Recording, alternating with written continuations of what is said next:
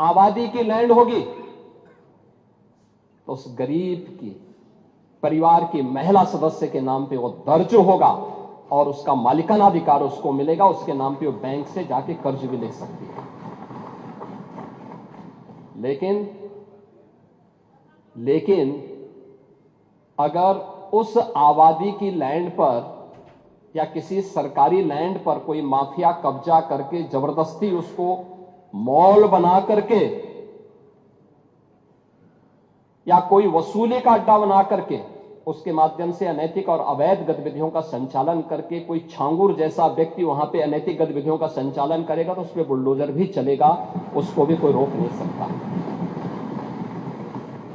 और इसलिए सुरक्षा का यह वातावरण हर व्यक्ति के लिए आवश्यक है और उस सुरक्षा का वातावरण ने परसेप्शन बदला है यूपी का।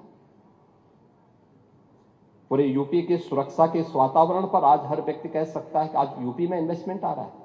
मैं उस पर भी चर्चा करूंगा।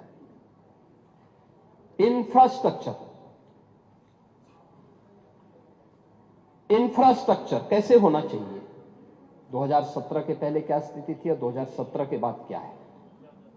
17 के पहले गड्ढा युक्त सड़कें थी, मेट्रो के नाम पर मजाक बनाया हुआ था, रेलवे के नेटवर्किंग के लिए केंद्र सरकार के साथ समन्वय नहीं था। आपकी मजबूरी होती है तो आप कांग्रेस के साथ गठबंधन कर लेते हैं, अन्यथा जब कांग्रेस में यूपीए की गवर्नमेंट केंद्र में थी और प्रदेश में समाजवादी पार्टी की सरकार थी, तब भी कैसे संबंध थे आप लोगों के।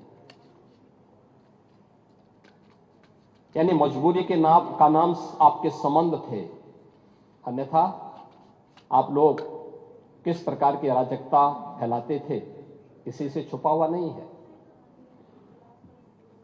लेकिन इंफ्रास्ट्रक्चर कैसे होना चाहिए। 17 के पहले यूपी में 1.5 एक्सप्रेसवे थे और आज उत्तर प्रदेश के अंदर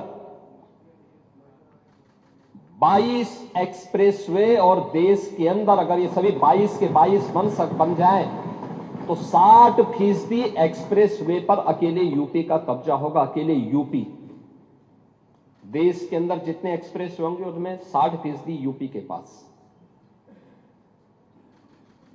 रेलवे का सबसे बड़ा नेटवर्क आज के दिन पर यूपी में है, 16,000 किलोमीटर का। इंटर स्टेट कनेक्टिविटी 4 लेन की,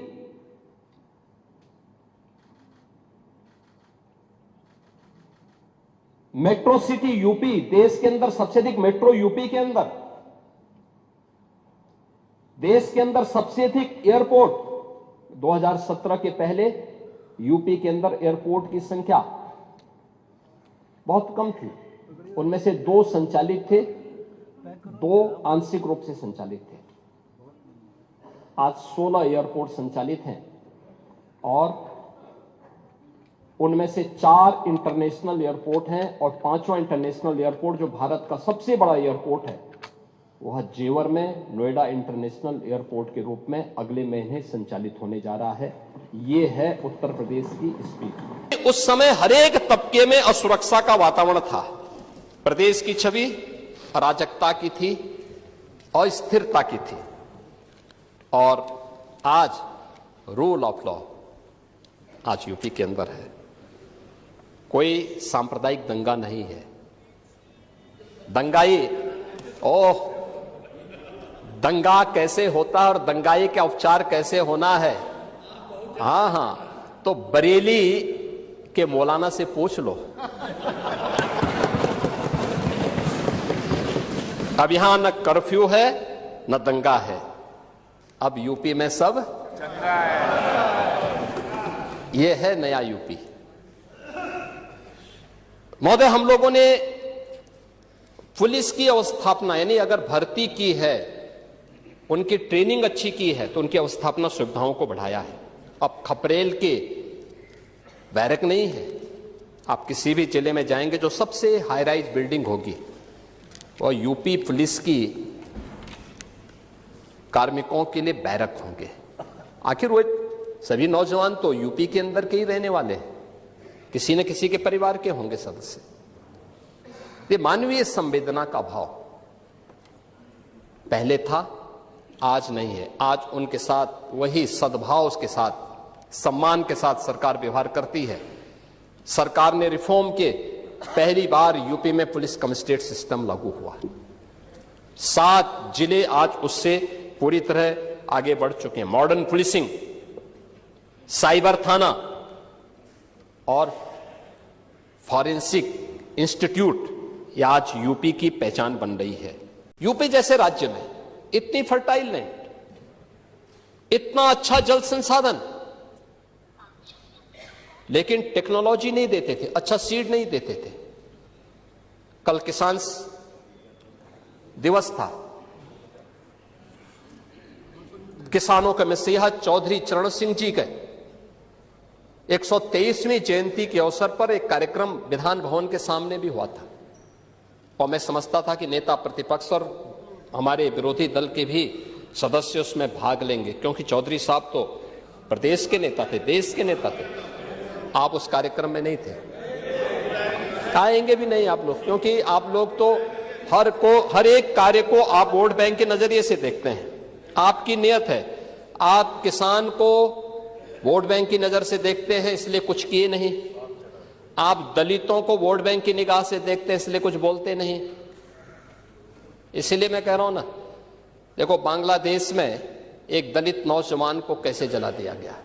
आप लोग गाजा पट्टी में होने वाले किसी भी उस पर आंसू बहाते हैं, लेकिन आपकी जवान से एक शब्द नहीं निकल रहा है, क्योंकि एक दलित नौजवान मारा गया बांग्लादेश में, और उस नौजवान के मरने पर आपकी जवानी सिल चुकी है, क्योंकि आप उसको केवल वोट बैंक के रूप में इस्तेमाल करते हैं। ये राजनीति नहीं है पांडे जी, ये राजनीति नहीं है, ये वो सच्चाई है जो आपकी तुष्टीकरण की नीति है, जिसके कारण बांग्लादेश बना है। अगर बांग्लादेश पाकिस्तान नहीं बना होता, इस तरीके से हिंदू नहीं जलाया होता, और जलाता तो फिर उसकी क्या दुर्गति होती या वह भी जानता। ये सुरक्षा की गारंटी, वहां मारे जा रहे हैं हिंदू, आप लोग नहीं बोलेंगे। एक कैंडल मार्च निकाल के चलते हैं गांजा के मुद्दे को लेकर के, लेकिन पाकिस्तान और बांग्लादेश में हिंदू मारा जाता है तो आपके मुंह बंद हो जाते हैं, क्योंकि मरने वाला हिंदू है, दलित है, आप बोलेंगे नहीं। और यही सच्चाई है। निंदा प्रस्ताव पारित होना चाहिए, और यह प्रस्ताव नेता विरोधी दल की तरफ से आना चाहिए कि इस घटना की हम भर्त्सना करते हैं, और बांग्लादेश सरकार को इस बात की चेतावनी देता हूं। और इसीलिए हम कह रहे हैं, नोट करना, ये चीजें होनी चाहिए, और हमारा भी प्रयास होना चाहिए। जब बांग्लादेशी को यहां से निकालेंगे और रोहिंग्या को यहां से बाहर का रास्ता दिखाएंगे, तो उनके समर्थन में मत आना, क्योंकि उनमें से बहुत सारे लोगों के वोट आपने बनवाए हैं, उनके बहुत सारे लोगों के लिए आधार भी बनवाने का पाप किया है आप लोगों ने।